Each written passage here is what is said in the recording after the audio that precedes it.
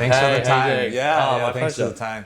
So just to start, like, tell us a little bit about Encode, what you guys are doing here Sure. in ETHLisbon this week. Sure. I'm Anthony. Hi. Encode is a Web 2 to Web 3 education community and company. Yeah. We do hackathons, coding boot camps, accelerators, and work with a lot of great chains. This week we're here supporting the hackathon efforts through a Hacker Hangar, which is accommodations and workspace for 30 of our kind of good devs from Encode. And yeah, it's just a good atmosphere and in general trying to support what's going on in ETHLisbon. Yeah, awesome. So I think it's pretty clear that the industry is growing, right?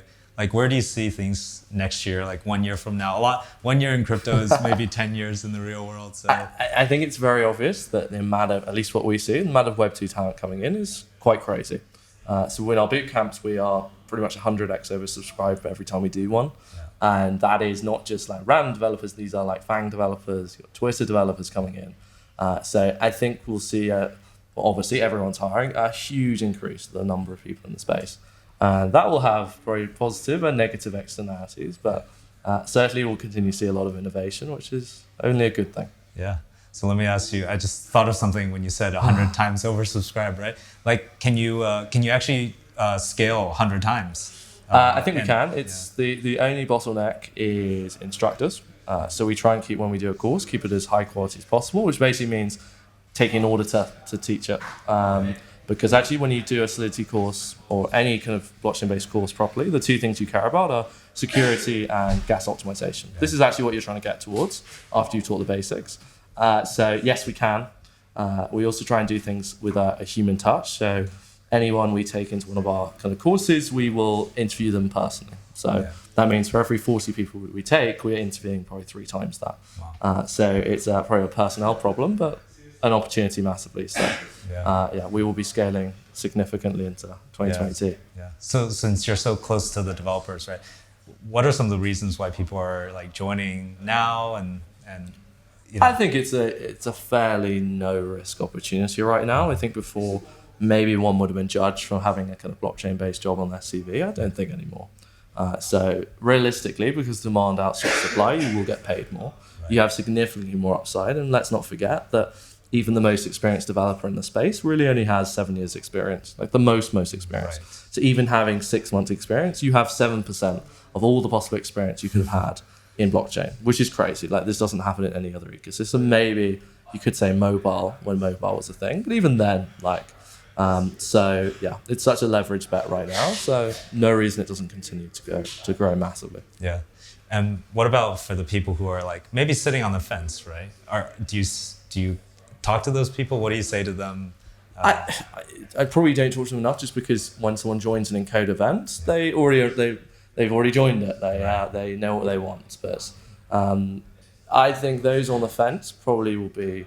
Crypto has an uncanny ability to entice people in, quite frankly, either by luck or judgment. So I think people will naturally come into the space. Like, it's probably foolish to think this cycle's going to last forever. So it's going to be more interesting to see actually whether people still come at the same rate in the bear market. Right. There will be plenty of jobs, plenty of opportunities, plenty more hackathons, accelerators, all the jazz, grant programs. So I actually think the key litmus test of the space is the bear market, if it ever comes. Right. Because then it won't be so obvious that one can make short-term money. Anyone joining the space now is probably not going to make short-term money. But I don't see any reason to think the space isn't going to grow substantially over the next 3 years, regardless of anything that happens to the market. Yeah. So you guys have been working on this for a couple of years. Like, how do you see the projects evolving? Yeah. And because, Web 2 developers, they probably have different ideas than like the people who've been in crypto for a long time. So like, what are the things you see? As you know, everyone has the same evolution. It's like everyone does the same thing. They kind of get initial skepticism, intense skepticism. Then like, that kind of I got it moment, and then like kind of getting very deep very quickly, and they all have the same like hackathon ideas. Like, this is a good way to measure it. Everyone like first of all wants to do some like rogue like Web 2 thing that crypto's applied to it. Like the usual one is something like, I want to track a supply chain, and then like, I want to use crypto to like give everyone a piggy bank or something. And then the smart people move through this kind of iteration very quickly, and they get DeFi, then they get the NFT stuff, they get the DAO stuff. So obviously the smarter guys move through that extremely quickly. I mean, what we try and do in Encode is make it extremely easy for someone to do that journey. So whether it's doing an education series with us whereby they learn about a particular blockchain or concept in blockchain week by week, whether it's an intense course like a boot camp, whether it's just doing a hackathon, we try and lay the foundations and make it simple for them, stress-free, and give them lots of opportunity to get involved. And we always find the best people rise to this challenge and do extremely well. And the key differentiator between the best and the not so best is the best people move so fast in the space because there's so many opportunities that you can't keep track of them. So if you can keep track of someone, actually an indicator that they're moving too slow. Because the best guys are doing 10 hackathons at once. They've learned everything in a day. They're moving on to exploring different chains and different dApps. So what I always say is, if you're a developer, this is the most leveraged bet. Just do it. There's no downside. Part-time, preferably full-time. For sure. So you were talking about NFT, DeFi, all the product ideas. A year ago, right, NFTs, people were still wondering what you can do with them. And now it's like, okay, we have some ideas. What do you think a year from now, we'll see happen that maybe just today we don't know yet? If I knew that, I'd be a much richer man. I would certainly not be sharing this on a YouTube video. I don't know. I think I don't predict the future, unfortunately. I'm probably slightly skeptical on the DAO thing, just because I think we need, before people can kind of really ape into joining DAOs and be part of DAOs, there's some basic kind of governance infrastructure that really needs to be sorted out, that I have no doubt actually will be sorted out. But currently this kind of combination of Discord plus Snapshot plus Forum plus Notice Safe is quite inefficient. And if you are a hacker looking to build something, I would suggest that is an obvious place of disruption. The obvious one with NFTs is gaming. Again,